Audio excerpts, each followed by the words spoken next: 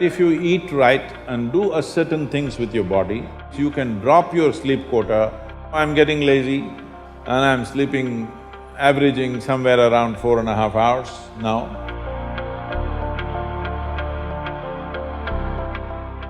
What type of food we should eat so that our life reaches its full potential for a college or a school-going student?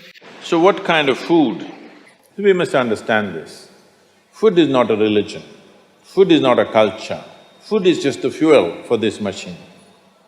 Yes? There may be cultural aspects to the tastes, there may be even religious tinge to the food over a period of time, but essentially food is fuel for this body. So with what kind of food will it function with minimum struggle within itself and maximum impact? So suppose you buy a petrol car and pump diesel into it, it may still roll around but not at its optimum. Similarly, various foods you can eat and still somehow it functions. But those communities which have eaten with care, you can clearly see a distinct difference in the way they function, the levels of intelligence and whatever. So in India, we prescribed food for different people in different way. If you're doing menial jobs, you eat one way because you need physical muscle. If you're doing other kinds of trading and other kinds of activities, you eat another way. If you're a fighting class, you eat differently. And now if you're into education, spiritual process and subtler aspects of life, then you eat differently. If you're in education, one of the greatest challenges is to stay focused on something. The goddamn textbook, I'm sorry. The wonderful textbook that is written for an average intelligence. It's a common prescription. It's not written for the brilliant student. It is written in a way that it's a common prescription, everybody gets it.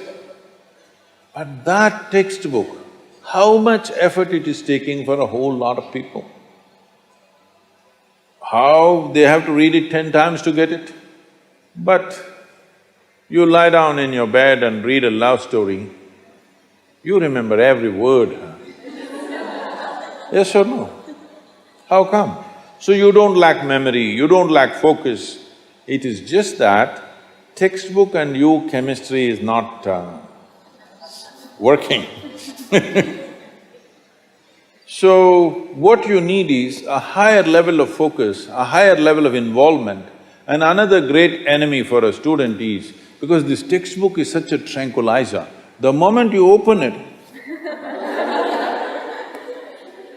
go to cinema till 2 a.m. you're up, open the textbook at 9 o'clock, right there, you smash into it. So sleep is another big enemy. So what kind of food do you eat so there is no inertia in the body? In yogic way of seeing things, we are looking at tamas, rajas and sattva. Tamas means inertia, rajas means activity but no balance, sattva means absolutely balanced kind of energy. When you're in education, you need a very balanced kind of energy because you have to focus on something which doesn't naturally interest you. It's not something with which your chemistry is gelling. If your chemistry is gelling, you are always focused on that one, isn't it? Here there's no chemistry, but you have to focus on that. For this you need a balance and a steady mind. For this you need to eat in a certain way. To put it very simply, food goes through your body through the alimentary canal. From your mouth to your anal outlet, there is a pipe. Through this it runs, going through various stages of digestive process. Many of you are biology people, right? So, it goes through the alimentary canal. Now it begins with the lip. Here, if you look at this, all the herbivores and carnivores. If you look at the animal kingdom, there are herbivores and carnivores are two main segments of animals in the world. One eats vegetable matter, another eats meat. If you look at the elementary canal, the way it is built, between herbivores and carnivores, there's a distinct difference. Everything in the human being suggests that you are naturally a herbivore, but for the sake of survival, we became carnivores. If you look at the jaw movement, all the carnivorous animals have only cutting action. Herbivores have cutting and grinding action. There are molars, but carnivores don't have widespread molars, they have just incisors, canines, and everything looks like cutting teeth. So they do only this. All the herbivores do grinding. What do you have? Both. So you are supposed to chew your food. Why you are supposed to chew your food is you have enzymes in your saliva where if you take a little bit of raw rice and put it in your mouth just for a minute, you will see it turn sweet right here, because right here carbohydrate is being converted into sugar, right here. So if you eat properly, then we say about 30 to 50% of your digestion should happen in your mouth. So this part of the digestive system is expecting half digested food or partially digested food. But right now the way we're eating is mostly we're putting not only undigested food, but partially destroyed food. So the amount of food that you need to get the same amount of energy has increased. You are eating much more food than what you should eat to generate that much of energy. Because of that, there is inertia in the body, because it has to process so much more food than what it should, there is inertia. Once there is inertia, your sleep quota increases. How many hours do you sleep on? Hello? 8 hours. You're going by the prescription, huh? See, this is not that you must deny yourself sleep, that's not the point. But if you eat right and do a certain things with your body, you see very effortlessly, within 3 to 4 weeks, you can drop your sleep quota anywhere between 2 to 3 hours.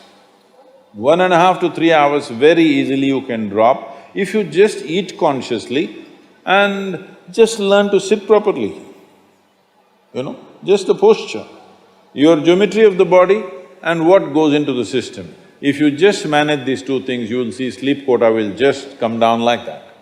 Just to tell you, for over 25 years, I have largely managed with an average of 2.5 hours of sleep. Now I'm getting lazy and I'm sleeping, averaging somewhere around 4.5 hours now, but 7 days of the week, okay? 365 days, non-stop, on, almost every day. My daughter didn't call me for a month. I asked, what the hell is the problem with you? Why are you not calling? She said, every 6 hours you're in a new city, what the hell I'm supposed to do? So I said, okay, which is true. In one day, sometimes we're doing 3 cities, so it's a non-stop activity. And today, many people around me have learned to do this. Over 100, 150 people around me are doing this kind of activity, averaging 4 hours sleep and 7 days of the week, they're on, all the time. And they are not irritated, they are not frustrated, they're joyful and they're wonderful. Why this is this? There are many aspects to this, but one important aspect is food, how you eat. Not only what you eat, how you eat is also very important, because food is a live thing. One simple thing all you girls can do is just see various health issues and inertia issue, focus issue, just bring 40 to 50% of the food in its raw form, that means it's alive. It must be a live cell, it can be a vegetable, it can be a fruit, it can be a nut, it can be sprouted gram. At least 40 to 50%, the food that you eat must be alive. You eat dead food and you want to live, this is a little difficult thing to do, because you have to raise the dead now. But if you eat live food, one thing you will see is the state of your mind, your focus and your sleep quotas, and above all, staying awake is not good enough, you have to stay alert, isn't it?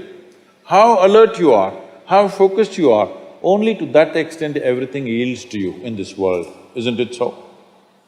What is the level of focus will determine whether the world yields to you or not, isn't it?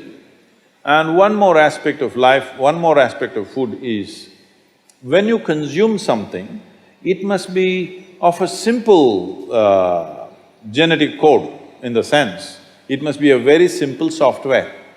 Vegetables, fruits, nuts, sprouts, they're very simple. More complicated means animal food becomes more and more complicated. Suppose you eat an animal which has some amount of emotion and a life of its own.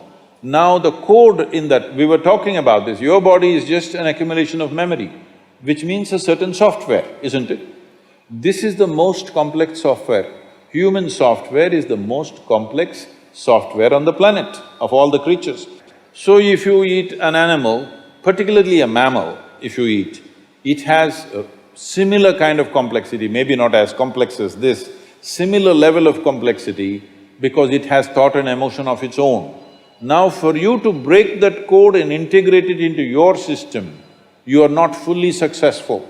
So it will leave traces of certain qualities within you.